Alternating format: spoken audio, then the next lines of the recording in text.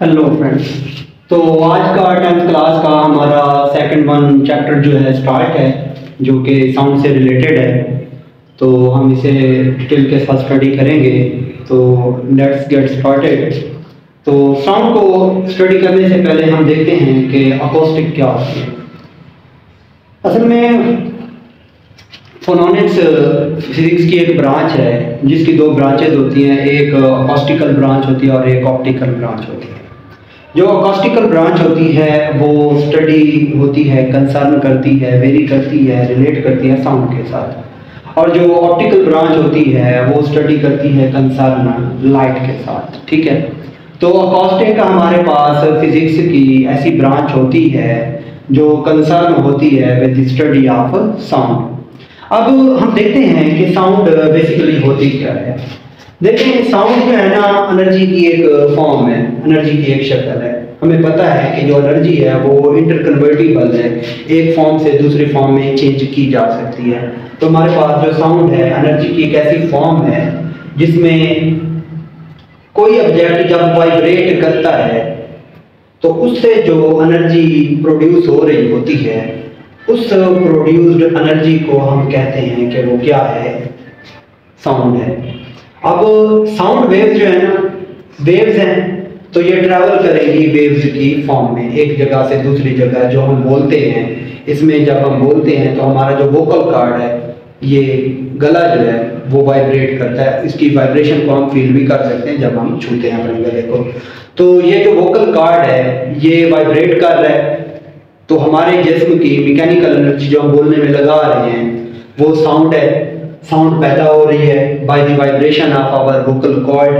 और एक जगह से ये मैं बोल रहा हूँ दूसरे जगह तक जाने में ये जो साउंड है वो वेव्स की सूरत में जो है ना ट्रांसफर हो रही है। यानी मैं तो यहाँ पे खड़ा हूँ, मेरी आवाज़ जो है दूर तक जा रही है, मैं चल के तो नहीं जा रहा, लेकिन मेरी साउंड जो है एनर्जी कैरियर वेव को, फिनोमेना को अडॉप्ट करते हुए एक जगह से दूसरी जगह ट्रैवल कर रही है। तो साउंड जो है हम कहते हैं ये फॉर्म ऑफ एनर्जी होती है जो पैदा होती है किसी भी वाइब्रेटिंग ऑब्जेक्ट की वजह से, और ये वेव्स की सूरत में एक जगह से दूसरी जगह ट्रैवल करती है। अब साउंड जो है ना उसकी प्रोडक्शन के लिए दो कंडीशन हैं। फर्स्ट वन कंडीशन ये है कि कोई भी ऑब्जेक्ट जो साउंड पैदा करेगा वो वाइब्रेट करना चाहिए। अगर एक ऑब्जेक्ट वाइब्रेट कर सकता है, वाइब्रेट कर रहा है, तब जो है वो साउंड पैदा करेगा। दूसरा, ये भी नेसेसरी कंडीशन नहीं है कि एक ऑब्जेक्ट अगर वाइब्रेट कर रहा है तो वो साउंड पैदा करे। उसके लिए फिर सेकंड कंडीशन है कि जो ऑब्जेक्ट वाइब्रेट कर रहा है वो किसी मीडियम में प्रेजेंट हो, किसी मीडियम में वो मौजूद हो। अगर तो ये दो कंडीशंस कोई ऑब्जेक्ट सेटिस्फाई करता है, मीट अप करता है, तब तो चांस है कि वो साउंड पैदा करेगा।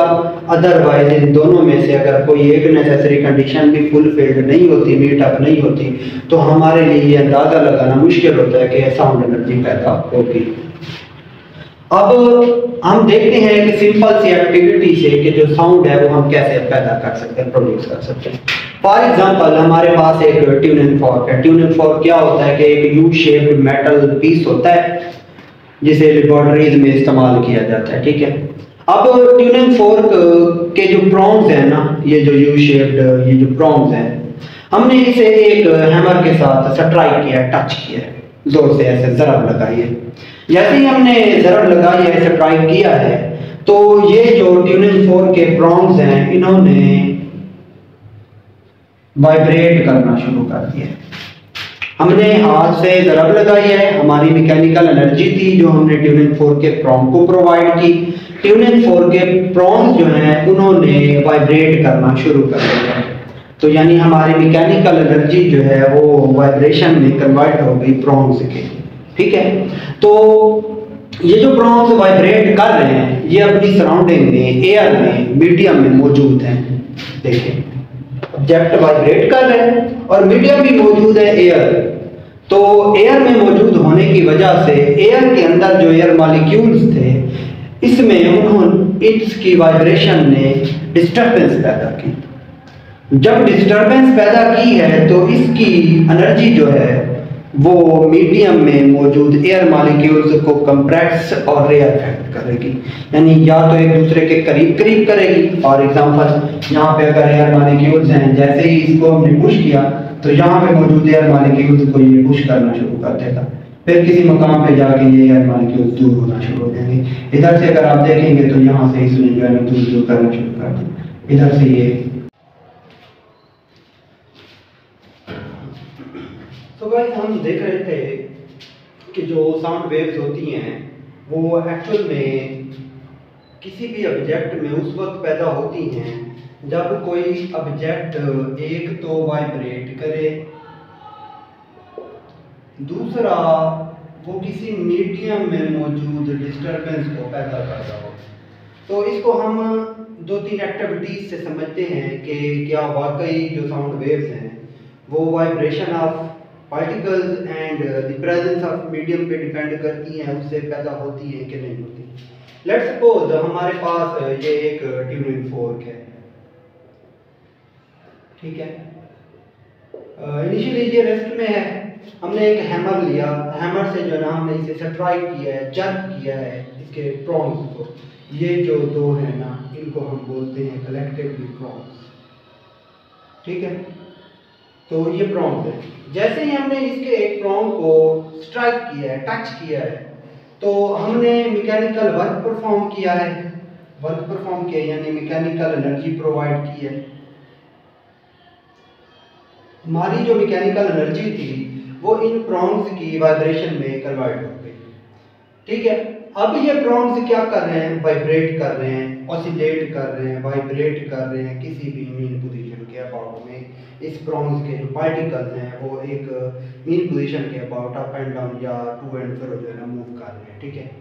अब ये क्या करेंगे कि अब ये प्रॉन्ग जो है, ये ट्यूनिंग फोर्क जो है, इसके इर्द गिर्द इसके सराउंडिंग में एयर मौजूद है, तो इसके सराउंडिंग में एयर मौजूद है, तो एयर मॉलिक्यूल्स मौजूद हैं।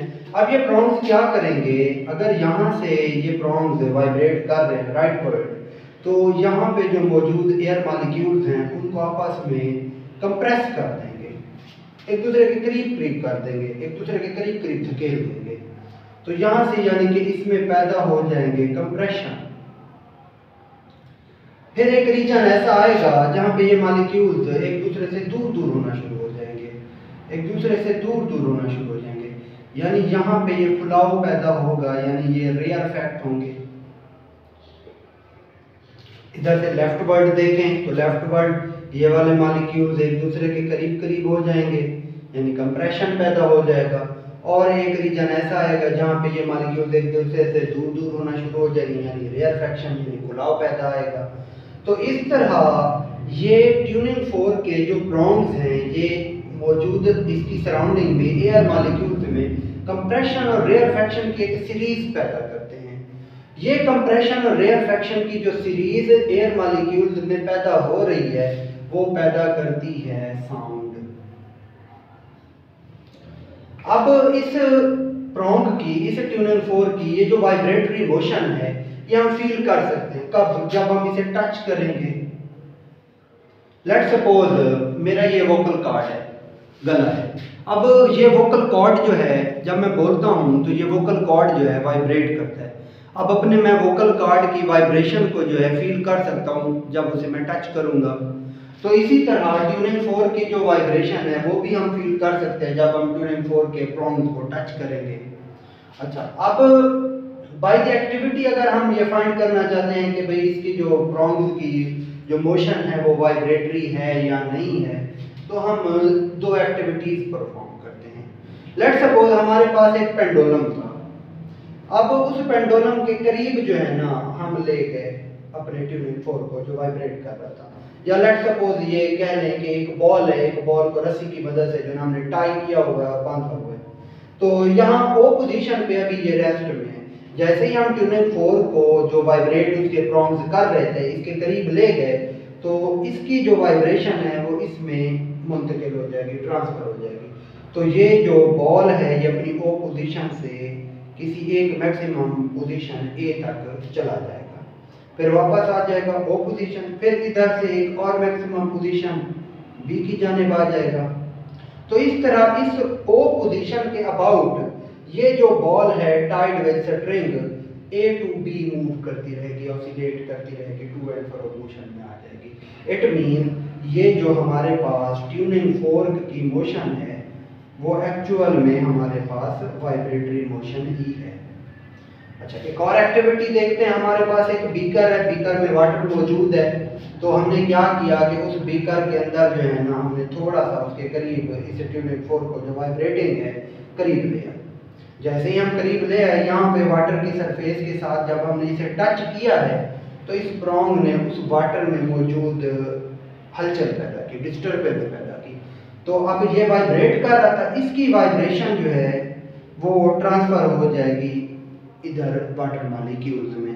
तो क्या होगा कि वाटर जो है जब हम डिप करेंगे तो वाटर वेव्स पैदा होना शुरू हो जाएंगी, वाटर वेव्स पैदा होना शुरू हो जाएंगी। इस तरह जो वाटर वेव्स पैदा हो रही हैं वो वाइब्रेटरी मोशन है। इट मीन्स हमारे पास जो ट्यूनिंग फोर्क की मोशन है वो एक्चुअल में वाइब्रेटरी मोशन ही है। Thank you.